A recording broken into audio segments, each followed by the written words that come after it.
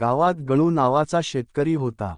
दर सकाळी उठून शेतात जायचा आणि आईला ओरडायचा, "अगं सुलाबाई, माझी टोपी कुठं गेली?" आई म्हणायची, "दररोज हरवतो आणि मला दोष देतोस."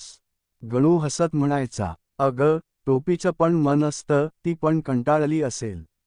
गणूचा मुलगा शिवा शहरात इंजिनिअरिंगला शिकाय गेला, पण तो शिकतो कमी आणि इंस्टाग्रामवर स्टडी वाइब्स पोस्ट करतो जास्त. गणू रोज गावात सांगायचा, "माझा मुलगा इंजिनियर होणार, पण आत्ताचं इंजिन त्याच्या फोनमध्येच आहे." एका दिवशी फोन आला, "बाबा, मी गावाला येतोय." गणू खुश, सगळं गाव सांगतं, "शिवा आला, शहरातला माणूस आलाय." शिवा मोठ्या गाडीतून उतरला, हातात गॉगल, तोंडात च्युइंग गम.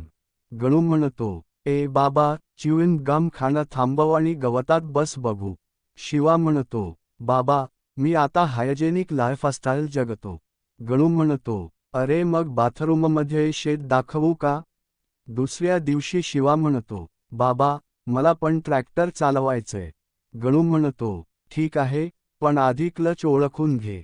शिवा म्हणतो, "क्लच कोण?" गणू म्हणतो, "क्लच म्हणजे ब्रेकचा मोठा भाऊ." शिवा ट्रॅक्टर सुरू करतो आणि थेट मागच्या शेतात बोंड उखडतो. गणू डोकं धरून म्हणतो, "माझा इंजिनियर झाला, पण इंजिनचं बटण सापडत नाही." शेवटी दोघं शेताच्या कडेला बसतात. गणू म्हणतो, "बाळा, स्वप्न मोठी ठेव, पण पाय नेहमी चिखलात ठेव." शिवा हसतो आणि म्हणतो, "बरोबर बाबा, पण आधी तू हा चिखलातून मला बाहेर काढ."